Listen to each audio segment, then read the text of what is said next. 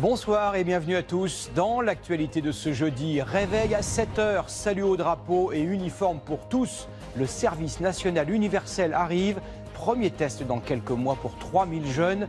Avant sa généralisation, tous les détails dans un instant. Des réductions de tarifs pour les gros rouleurs qui prennent l'autoroute sur le même parcours au moins 10 fois par mois. Ils paieront 30% de moins à partir du 1er février. C'était l'une des revendications des Gilets jaunes. Le vrai pouvoir d'achat des Français, reportage auprès d'un couple payé au SMIC. Il nous a ouvert ses livres de compte. Garance Pardigon nous dira combien l'État dépense pour améliorer les revenus des plus modestes.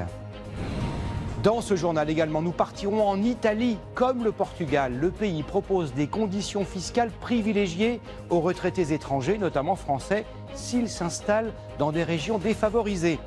Enfin, vous verrez comment travaillent les inspecteurs des guides gastronomiques. Ils visitent les restaurants incognito. Nous les avons suivis très discrètement.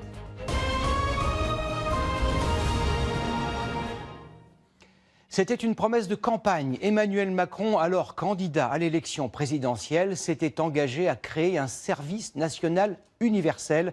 22 ans après la suppression du service militaire, à quoi ressemblera cette nouvelle forme de conscription qui concernera filles et garçons à partir de 16 ans? Isabelle Marie a déjà commencé à faire son lit au carré. Les moins de 20 ans ne peuvent pas connaître. Mais le service militaire, c'était ça.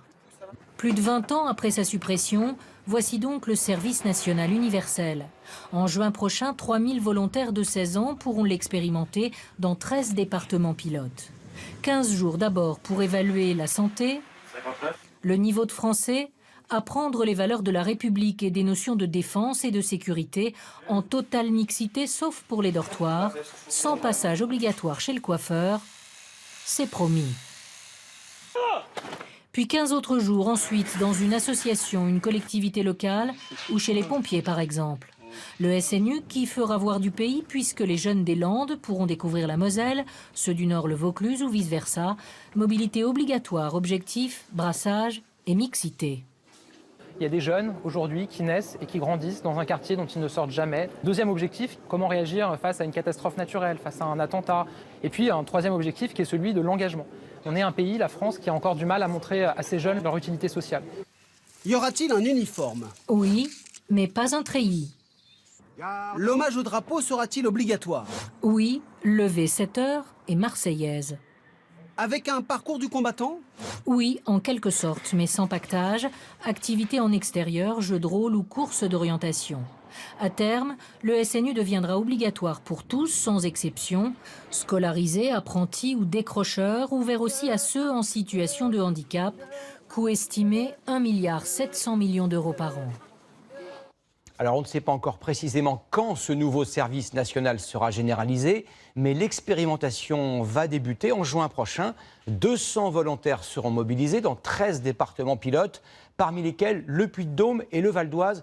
Écoutez les toutes premières réactions des jeunes rencontrés par Camille Collin et Guillaume Frixon. Si j'ai le choix, je le ferai pas. Je trouve ça totalement normal que faire comme ils ont fait nos grands-parents. Tous les jours, chanter la Marseillaise, moi ça me plairait franchement. Ils ont 15 ans, sont en classe de seconde. Seraient-ils volontaires pour le service universel? Je trouve ça vraiment bien parce que je trouve qu'on sort plus de chez nous. On reste tous devant nos écrans tout le temps. Se lever par exemple, je sais pas, à 7 heures, chanter la Marseillaise, tout ça, c'est nous rappeler d'où on vient, qui on est. Et Loin du cocon parental, c'est dans ce type de bâtiment, ancienne caserne, que seront accueillis dans le Puy-de-Dôme les premiers volontaires. Se lever à chaque fois à 7 heures, faire son lit à chaque fois, franchement, ça a changé du mode de vie cool qu'on a à la maison. À quelques kilomètres, sur ce marché, 15 jours en internat, ça fait sourire les anciens. C'est très peu, à mon avis, ils mettraient 4 mois, ça serait déjà pas mal. Je sais pas, moi, 6 mois, que ça soit pour quelque chose. S'il n'y a pas une immersion de plus de 3 mois, ça sert absolument à rien. Allons prendre le pouls dans un autre département test. Dans le Val d'Oise, par exemple, en Ile-de-France, les parents sont de prime abord mitigés. Moi, je dis oui, mais après, est-ce qu'elle va accepter ou pas, ça, je sais pas. Ça doit être obligatoire Bientôt. Ah, c'est un peu... C'est un peu dur. Ouais, quand même. Hein. Mais ils changeront peut-être d'avis, car ces adolescents que nous avons rencontrés à la sortie de leur lycée sont prêts pour la plupart à jouer le jeu. 15 jours dans une vie, c'est rien. Donc ça permet d'apprendre des nouvelles choses. Enfin, c'est que du positif. C'est pour la République, c'est pour la France. Et voilà. On va pas faire des trucs de malade, on va juste nettoyer, lever le drapeau, se lever tôt. Et pour moi, c'est totalement inutile. C'est au mois de mars que seront recrutés les premiers volontaires. Le mot du jour, affirmatif. C'est une revendication que l'on a beaucoup entendue parmi les Gilets jaunes. Une baisse des tarifs d'autoroute. Après plusieurs jours de négociations, la ministre des Transports, Elisabeth Borne, a obtenu un geste en faveur des gros rouleurs, ceux par exemple qui empruntent chaque jour l'autoroute pour se rendre au travail. Tous les détails avec Antoine de Prissigou et Thierry Valta. 1 million de Français empruntent régulièrement l'autoroute pour aller travailler. Pour eux, ces trajets quasi quotidiens coûteront bientôt moins cher. Dès le 1er février prochain, les 7 grands concessionnaires d'autoroutes proposeront un abonnement offrant un rabais sur les tarifs des péages. Pour bénéficier de cette réduction de 30%, une seule condition, mais importante, effectuer au moins 10 allers-retours par mois sur le même trajet. Je me sers beaucoup de ma voiture, donc je pense que 30% c'est tout à fait raisonnable et j'en suis très ravi. Moi je suis abonné parce que je fais Dourdan-Paris tous les jours. C'est vrai que 30% ça me paraît être quelque chose d'intéressant. Prenons 2 exemples. Un automobiliste effectue 10 allers-retours par mois entre Verdun et son lieu de travail à Metz. Jusqu'à présent, il payait 102 € par mois de péage. Dès le mois prochain, 72,80 €, soit plus de 29 € de réduction.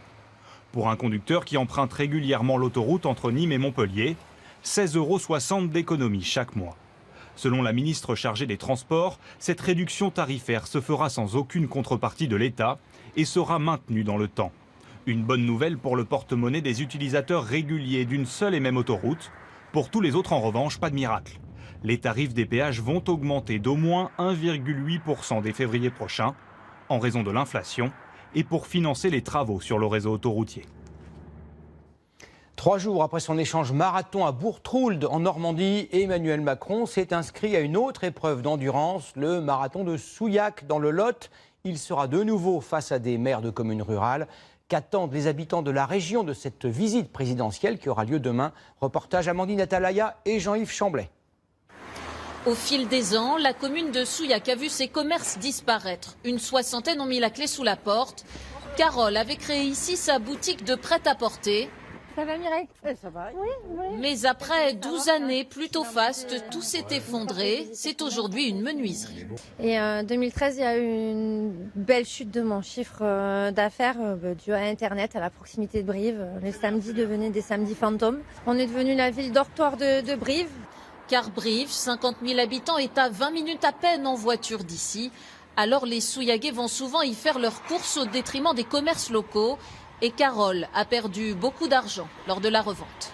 Je l'ai vendu 30 000 €, je l'avais acheté 100. 1000 €? Oui, 100 000 €. Ça fait mal au cœur. À 44 ans, elle a dû se reconvertir dans l'immobilier. Oui, c'est ça, depuis 9 mois maintenant. Donc, nouvelle vie, nouveau challenge. Pour redynamiser sa ville, le maire se bat. Rachète en ce moment des commerces comme celui-ci et propose des loyers très faibles à ceux qui s'y installeront, espère-t-il. Tout l'immeuble, on pense que c'est dans les 200 €, un truc comme ça. Par mois ? Oui, 200-300 € maxi. Mais pas facile dans cette petite ville de 3700 âmes vieillissantes. Et alors Souillac, en 2 mots, c'est comment ? Assez calme. En 2014, vous aviez 34% des Souillaguais qui avaient plus de 75 ans. Oui, mais les retraités et les Britanniques installés ici au bar chaque matin font le bonheur de ce patron. Les jeunes sont partis à Toulouse, Paris. On se retrouve donc avec nos retraités sympathiques. Ils font que toute l'année on peut travailler. Quant aux Britanniques donc, ils sont plusieurs centaines à vivre dans les environs. Et eux ne partiraient pour rien au monde. Super. C'est mieux que l'Angleterre ? Pardon ? C'est mieux que le Royaume-Uni ? Absolument. Le système de santé, c'est beaucoup mieux ici. Moins enthousiastes en ce moment, les Gilets jaunes. Ils sont une trentaine, réunis cet après-midi à Souillac. Dans la nuit, la mairie a été taguée avec des inscriptions également dans la commune, hostiles au président. Il va nous mettre les maires entre lui et nous. Ça veut dire qu'il met encore un bouclier et encore un bouclier. Et la fracture, elle va s'élargir. Au lycée hôtelier de Souillac, les élèves, eux, concoctent un buffet pour les élus demain. On a un peu le trac et on va essayer de faire le meilleur. Et au palais des congrès, ce sont les derniers préparatifs pour l'événement. L'échange aura lieu dans cette salle avec le président ici au centre. 700 maires de la région sont conviés. Le débat précédent dans l'heure avait duré 6h45. Ce soir, LCI consacrera son antenne à ce grand débat national. Emmanuel Macron de nouveau dans l'arène. Rendez-vous à 20h50 pour le grand dossier d'Hélène Lecomte, Canal 26 bien sûr. Un mot de l'actualité politico-judiciaire avec cette nouvelle garde à vue pour Alexandre Benalla. Cette fois, il s'agit d'une enquête sur l'usage de passeports diplomatiques par l'ancien chargé de mission de l'Élysée. Étonnamment, il en possédait 4 et ils lui ont été fournis après avoir été limogé de ses fonctions l'été dernier. Dans 4 jours, Alexandre Benalla sera de nouveau entendu par la commission d'enquête du Sénat. Nous évoquions il y a un instant les revendications des Gilets jaunes. Le mouvement est né il y a 2 mois, le 17 novembre. Ce jour-là, près de 300 000 personnes défilaient dans toute la France. Depuis, certains ont quitté les ronds-points, d'autres tiennent bon. Thibaut Malandrin et Pauline Lefrançois sont allés à leur rencontre. 2 mois qu'ils tiennent et pas question de renoncer. Ces Gilets jaunes marseillais disent avoir la même motivation qu'au premier jour. Ce qui nous fait tenir, justement, c'est qu'on est tous pareils et on se motive tous entre nous. Donc, et voilà, donc ça revient toujours au même. Hein. Tant que le gouvernement ne cédera pas, on ne cédera pas. Les 14 millions en particulier de personnes qui ne votent plus et qui s'abstiennent ont enfin la possibilité de s'exprimer. Mais 2 mois après le début du mouvement, certains ont préféré ranger leurs gilets. À Vesoul, Céline Roy a placé beaucoup d'espoir dans ce combat avant d'être condamnée pour entrave à la circulation d'un train. La peur de la prison et l'évolution du mouvement l'ont fait renoncer. Je pensais réellement qu'on pouvait avancer et faire avancer la chose avec le dialogue. Maintenant qu'on casse tout, et surtout pour tout repayer après, c'était pas dans mes objectifs. Bon, ça se passe bien ? Lui était une figure des ronds-points de Dole. Aujourd'hui, cet entrepreneur dénonce le manque de stratégie et les blocages inutiles. Moi, j'en ai vite fait le tour des ronds-points. De toute façon, c'est des situations immobilistes. Et qui est-ce qu'on va embêter si ce n'est le citoyen moyen ? 2 mois après, le mouvement des Gilets jaunes connaît des divisions.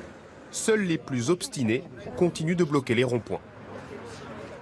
Depuis plusieurs semaines dans ce journal, nous vous parlons de votre pouvoir d'achat. Le pouvoir d'achat, c'est évidemment le salaire ou la pension de retraite dont il faut soustraire les impôts et les charges et auxquels il faut ajouter, le cas échéant, les aides versées par l'État.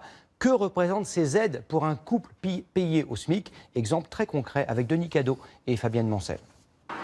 Jérémy travaille de nuit comme préparateur de commandes de fruits et légumes chez un maraîcher, tandis que sa femme est employée dans la grande distribution.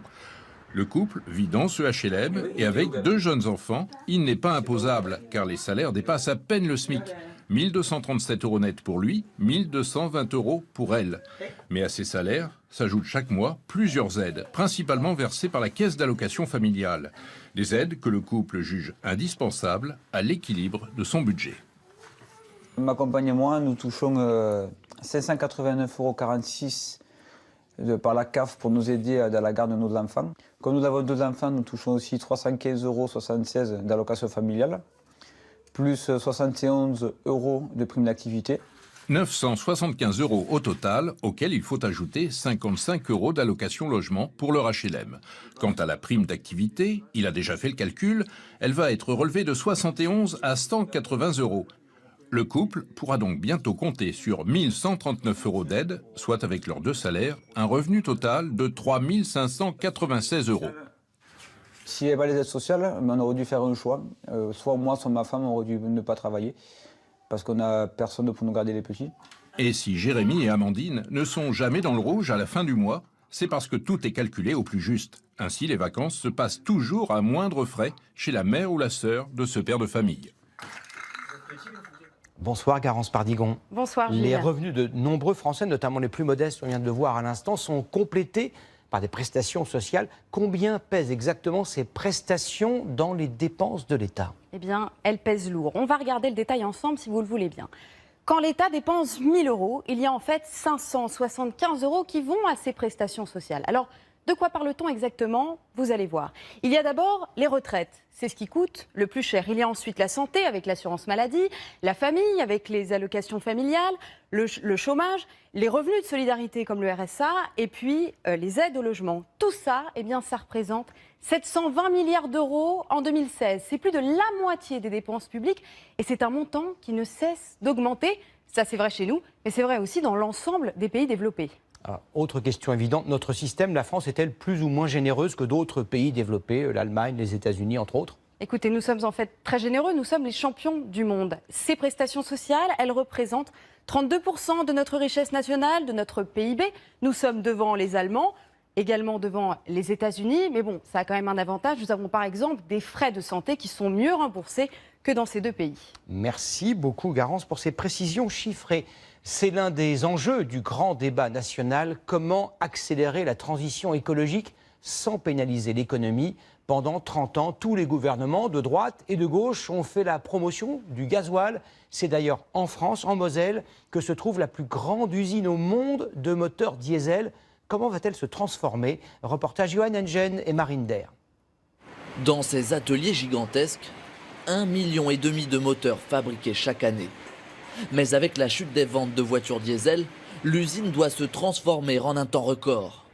Derrière ces bâches, on déballe, on coupe, on installe la future ligne de production de moteurs électriques.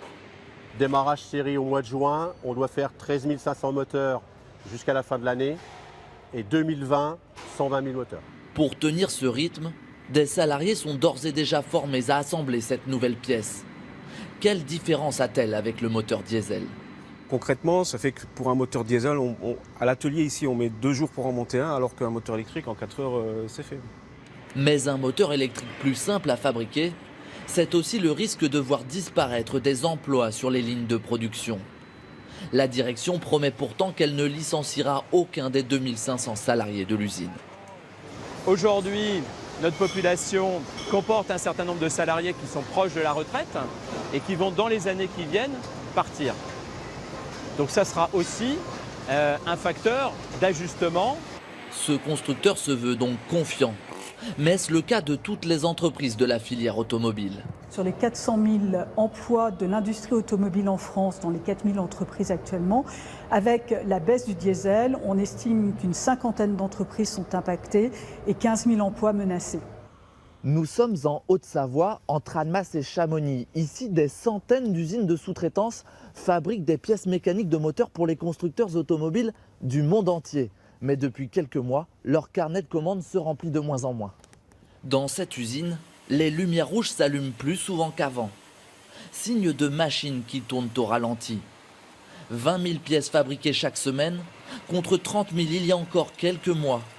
Sur 200 employés, 10 intérimaires n'ont pas été prolongés. Ben voilà, je ne sais pas si je peux travailler demain. Je ne sais pas trop où on va, quoi, en fait. Pour rebondir, le patron vient de dépenser 3 millions d'euros dans ces nouvelles machines qui façonnent des pièces pour des moteurs électriques. On n'a pas eu le temps d'amortir les outils anciens, qu'il faut déjà mettre en place de nouveaux outils. Donc un coût financier supplémentaire énorme. De nombreux chefs d'entreprise demandent donc à l'État de renforcer ses dispositifs d'aide publique à l'investissement. C'est un paradoxe dans un pays qui compte 6 millions de chômeurs. Chaque année, des dizaines de milliers d'emplois ne sont pas pourvus en France, parfois parce que les candidats ne trouvent pas de logement abordable près de leur lieu de travail. Des solutions existent. La SNCF, par exemple, vient d'annoncer qu'elle allait héberger à tarif très préférentiel les cheminots embauchés en région parisienne. Un dispositif déjà adopté par des entreprises privées. Valentin Depré et Fabienne Moncel. Bonjour. Pour Madiana, c'est le grand jour. Dans quelques minutes, elle va passer un entretien d'embauche pour devenir contrôleuse de la SNCF. Pour la convaincre de rejoindre ses rangs, l'entreprise va lui proposer un contrat de travail, mais aussi désormais un logement peu cher et à moins de 20 km de sa gare. Car face au prix des loyers à Paris, beaucoup de candidats se désistent. Cette initiative, uniquement en Ile-de-France, séduit déjà la jeune femme. On peut se lever très très tôt le matin. Ou terminer aussi très tard le soir. Donc effectivement, avoir un temps de transport réduit, ça permet de mieux pouvoir se reposer.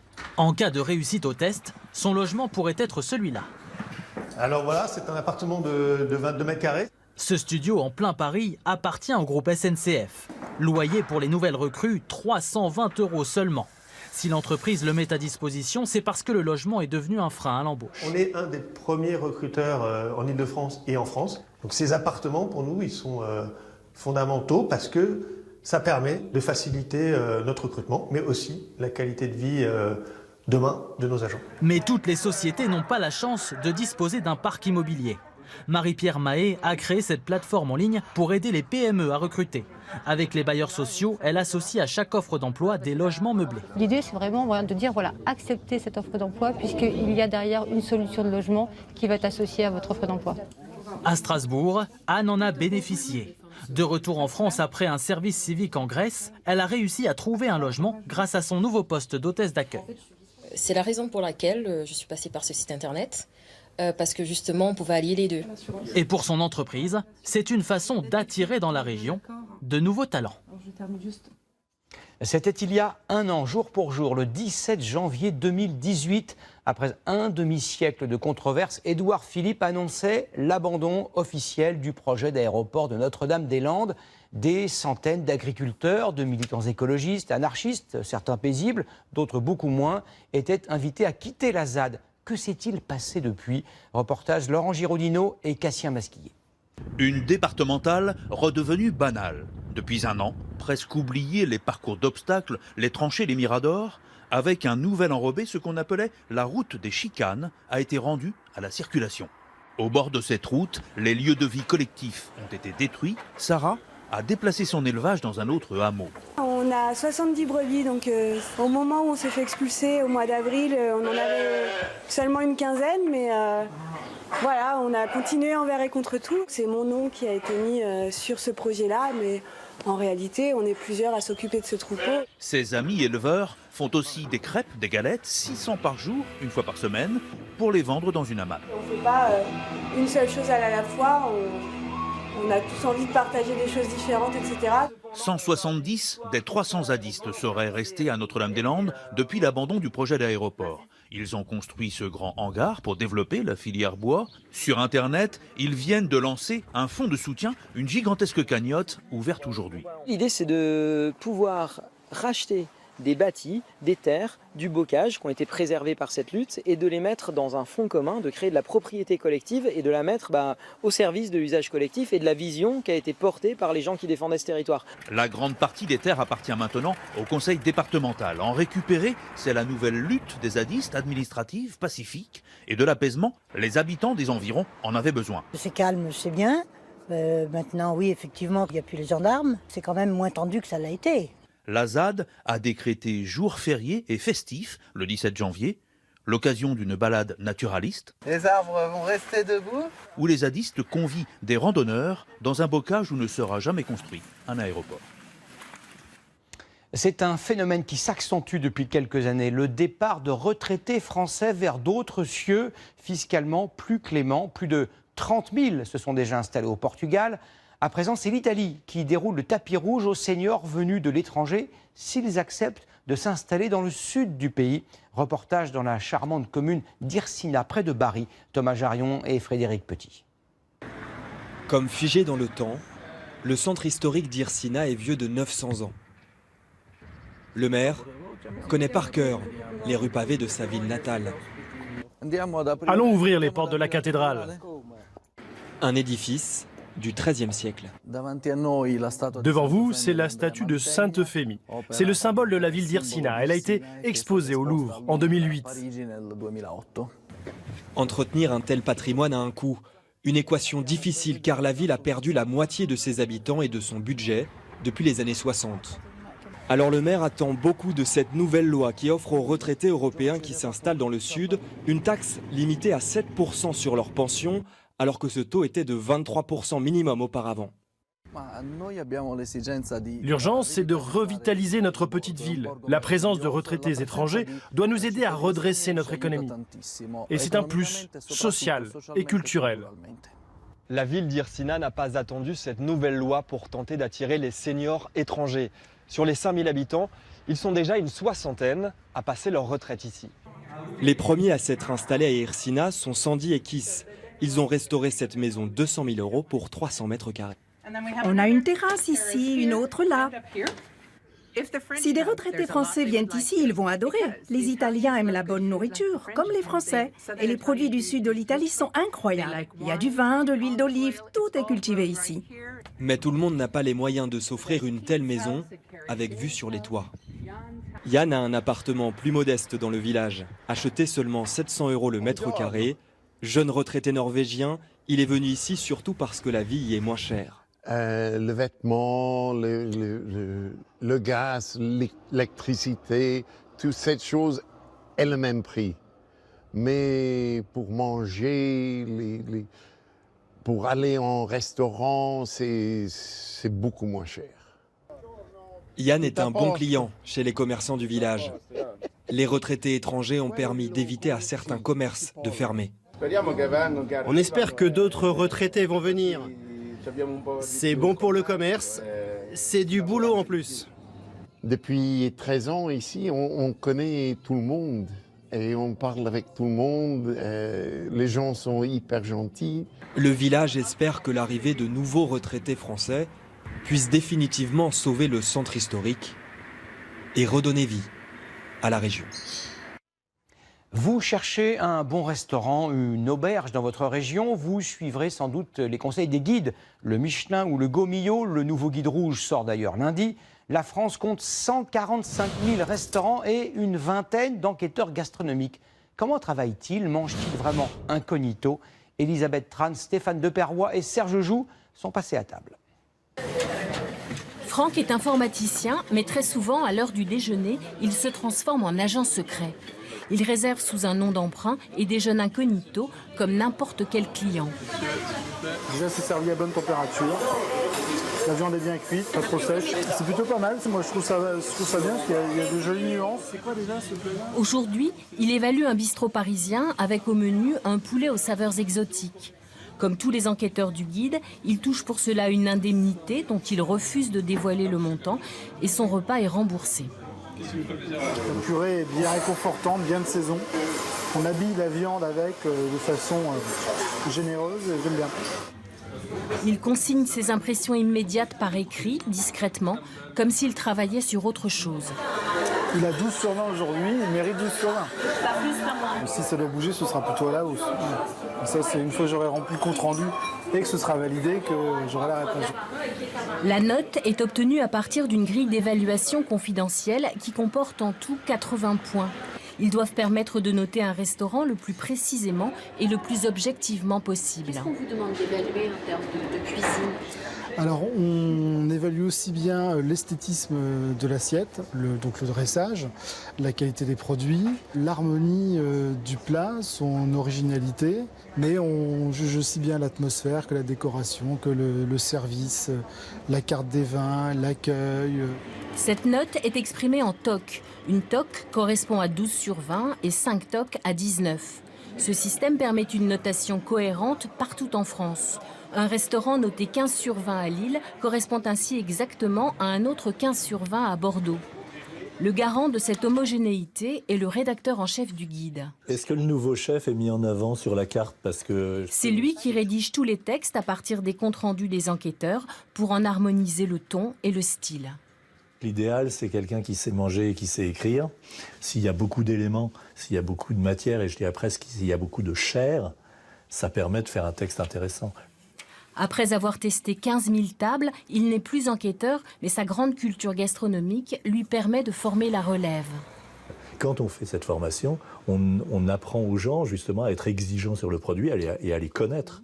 Tout le monde aujourd'hui peut être critique gastronomique comme il y a 65 millions de sélectionneurs de football, mais on peut donner notre avis entre guillemets d'expert en disant « nous c'est notre métier ».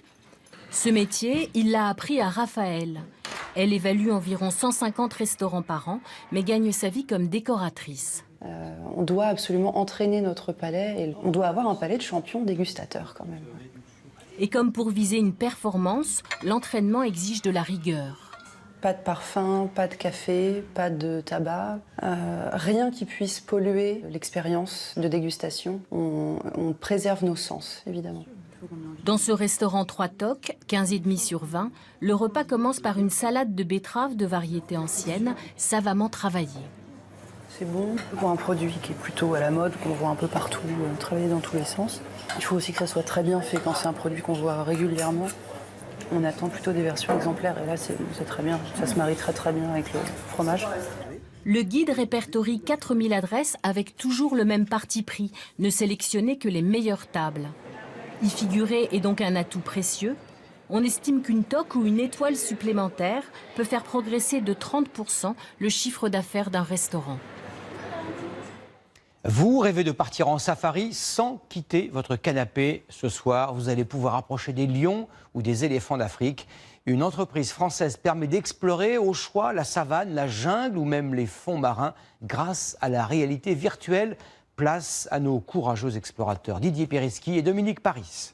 Oh là là. On peut être assis dans un cinéma en France et en même temps transporté à des milliers de kilomètres. Si proche de la nature qu'elle semble à portée de main.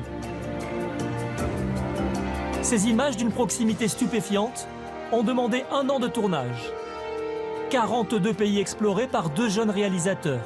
On essaie de faire bouger l'araignée et c'est pas évident. Ensemble, ils ont créé la toute première réserve animale virtuelle au monde. Nous les retrouvons à Paris avec leur équipe, car cette innovation est l'œuvre d'une entreprise française. Adrien et Raphaël ont fabriqué leur film ici, au retour de leurs expéditions. Pour que justement les animaux s'approchent de la caméra, on utilise beaucoup d'odeurs, de phéromones, et du coup ça permet aux animaux d'être curieux, et parfois ils sentent l'odeur de l'homme sur la caméra, et là, ils s'en vont. Le but, en fait, c'est vraiment d'émerveiller les gens. C'est de les transporter dans la nature, de les téléporter vraiment au milieu des animaux.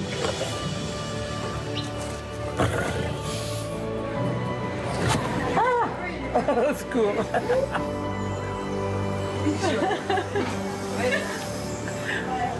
Visiblement, le système est efficace. C'était trop bien. C'était comme si c'était réalité. J'étais un peu sidérée en fait. Donc pareil, j'avais l'impression d'être avec les animaux. Et l'immersion fascine, quel que soit l'univers.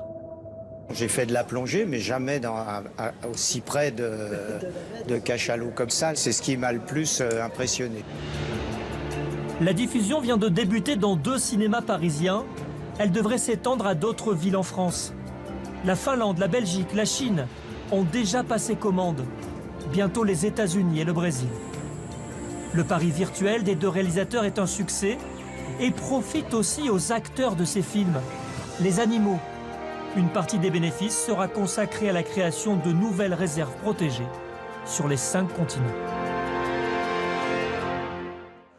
On s'y croirait vraiment. Je vous retrouve dans un instant pour votre mag et pour la météo d'Evelyne Delia. Nous irons à la rencontre d'un homme doté d'une volonté de fer. Frédéric Sausset est amputé des bras et des jambes. Cela ne l'a pas empêché de réaliser son rêve d'enfant, devenir pilote aux 24 heures du Mans. A tout de suite à 260 km/h. Retrouvez toute l'info sur LCI, canal 26.